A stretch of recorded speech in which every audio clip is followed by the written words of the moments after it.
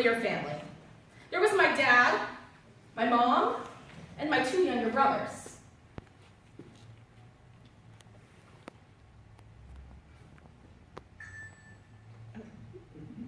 Down. Down? Yeah. There we go.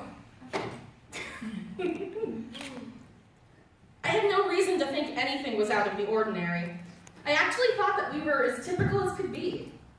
I saw some kids only had one mom or divorced parents. As I grew older, I saw other kids who had more than one mom or kids who were raised by just one dad. Some have 2 dads. Some have step-parents, some have foster parents. Some are raised by grandparents, aunts, uncles, and siblings. What struck me was that families can change. I adjusted when my parents divorced. I adjusted when my parents remarried. I didn't think my family could change much more than that. Boy, was I wrong. Last August, I found I was eligible for a research study through 23andMe, a DNA analysis company. Many of you have probably heard of it, or similar companies. 23andMe would analyze a tube of my saliva for free in exchange for using my data in their research. I like free things. I was also curious to see if my genes carried anything of medical importance. Ancestry wasn't really a big draw for me, but it would be interesting to look at. I didn't know what my dad's heritage was. So I spit in the tube, and a few weeks later I got an email telling me that my results were in. I'd like to preface this by explaining that I'm from a very small, very Caucasian village in rural Maine. Diversity is not our strong suit. If you are anything other than a straight white Christian, there was something wrong. Is it down?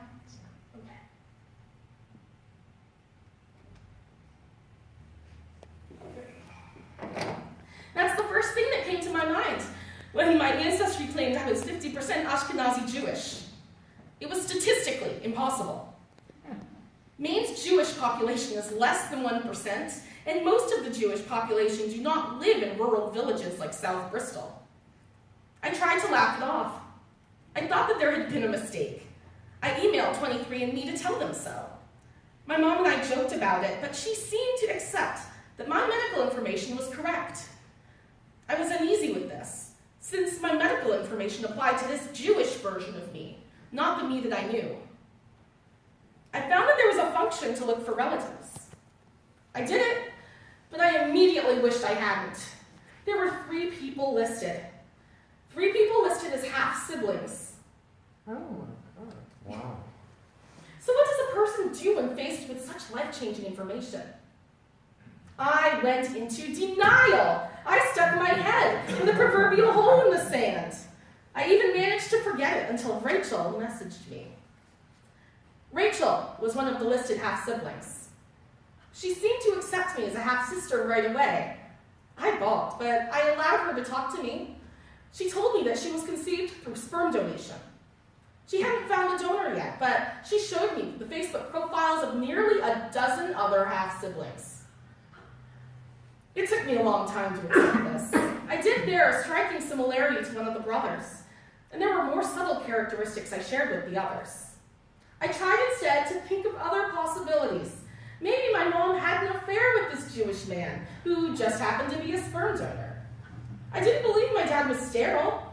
He had 3 kids in his first marriage. My mom had no reason to use a sperm donor. I asked my mother, but her answers were less than satisfactory. You would think someone would give a straight-up yes or no to the question, was I made with donor sperm? She avoided my questions. Sometimes she ignored them outright.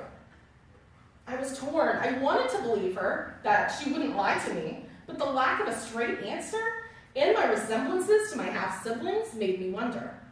It made me anxious. Rachel found a donor not long after first messaging me. The sperm donor was a man named Peter. He was a theater director, of all things. That hit hard, as I adore theater and have participated in local productions throughout my life. And though I favor my mom in looks, there were pieces of Peter that I knew were in me. We had the same smile. We had the same eyes. I didn't contact him at first. I still held out hope that my mom wasn't hiding anything. At the same time, though, I felt a little jealous as Rachel and then twin sisters Alana and Bridget met him. All reported that he was a sweet, easygoing man. I broke down and messaged him one day when I came up with the idea of a paternity test. Peter was born. He told me that he believed we were family, but that he would speak with the woman at the cryobank. She had a DNA sample and could compare it to mine. However, there were more hurdles than that. The woman at the cryobank wanted details, such as the clinic my mom went to and the doctor who performed the procedure. I didn't have any of this information. Desperate, I sent my mom a final text telling her how anxious the situation was making me and how it wouldn't change my feelings for my main family at all, and how I just needed to know. She finally explained. Before I was born, before my dad married my mom, he had 3 kids. After those 3 kids, he decided to get a vasectomy. Then he met my mom, who was from a large family and wanted a large family of her own. In rural Maine, donor conception was practically unheard of. My mom learned about it through a couple who struggled with infertility. With my dad's blessing, she drove almost 2 hours away to a different doctor than her usual one. She did not want her method of conception on her medical record. She chose a donor who shared hair and eye color with my dad. She chose a donor who was creative and intelligent. She liked that my donor was artistic, which was a quality she didn't have. She and my dad swore to never tell a soul. So I guess I threw a wrench into that pack, didn't I? I was so shaky after that text, but I was relieved. Rachel, Alana, and Bridget could finally be my sisters. Peter could finally be, what, a sperm donor? Time perhaps would tell. We started talking in earnest. I could finally let myself get attached to all these people. I was scared to before, scared that I would find out that we weren't related. I was overjoyed to have these new people in my life. A couple weeks later, my husband and I drove to California, where Peter and many of my siblings live. I met Peter on Thanksgiving Day. It was beautiful. I felt a true connection to him. Finally looking into his eyes was eerie. I never realized before that my eyes never looked just like my mom's or my dad's. Looking into Peter's eyes was like looking at my own in a mirror. I met Rachel, Alana, and another sister named Courtney the next day. We clicked instantly. I'd never had sisters before. My dad had a daughter from his first marriage, but we weren't terribly close. Now I had a surplus of sisters. I was also able to meet my new grandmother. I forgot that picture. Oh well. I also met my new grandmother, who is almost 92 years old now. She is full of sass, and I can only hope to do half as well as she does at her age. I met new extended family as well. My new Uncle David is the artistic director at a professional theater. I guess the theater gene is strong.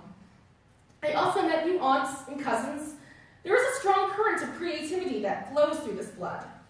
I'd never known anyone else in my family to have such a love of the arts, and I'd always accepted that it must be a mutation. Instead, now I have Rachel, who plays bass in a pretty legit band. Alana can create beautiful art. Bridget was a dancer. Michaela is an extremely talented singer who enjoys musical theater as much as I do. Jeremy is a pretty witty comedian, though, as his sister, I will never tell him how funny he is. Noah is full of ideas for potential businesses. Lane is a writer. Adam is a film critic. Griffin writes scripts.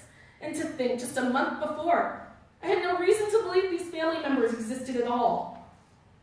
I guess my own creativity does have a place. It makes you wonder about the genetics of creativity. As a donor kid, I'm in a pretty unique situation. 2 of the questions I'm usually always asked is, so what do you consider these people to be? Or what do you call your donor? You're not going to get the same answer from any 2 donor kids. Heck, even among my new siblings, the answer varies. For us, the line around our family is no longer so clear-cut. It begs the question, what is a family? Can you love this many people as family? How will it make your original family feel? Believe it or not, these questions aren't unique to donor kids. You might experience them when you get married and find yourself swimming in in-laws. You might experience them when a parent remarries and you suddenly have a step-parent or step-siblings. Maybe you're the one who remarries and gains step-children. There's fostering, adoption, or even just friendship so close that you consider them family. My answer is simple. It's up to you. Family is what you make of it, and what others make of it. It's not uncommon for donor kids to want nothing to do with their donor. And you know what? That's okay. Family is an individual's choice. That's not to say the choice is easy. There has been conflict with my original family over this revelation. The outing of a 26-year-old secret created a lot of confusion and hurt. Was the secret mine or my mother's? Did I have any right in telling my brothers that they, too, were conceived using donor sperm, and that we are technically half-siblings? My relationships with my original brothers actually feels closer now, despite these revelations. Things with my mother are a little more complicated. I know she still feels resentment toward me over this. However, I'm not mad at her for keeping the secret. I understand why she did what she did, but it's in my own hands now. I'm proud and happy of my newfound family. After all, love is not a zero-sum game, and the heart grows with each new person we love. Teresa, Jeremy, Jamie, Melanie, Margaret, Michaela, Lane, Adam, Noah, Rachel, Bridget, Alana, Jonathan, Griffin, Jackie, Brittany, Michael, Courtney, Ty, Dexter, Natalie, Sydney. Peter has 22 identified children, 22 unique stories of family.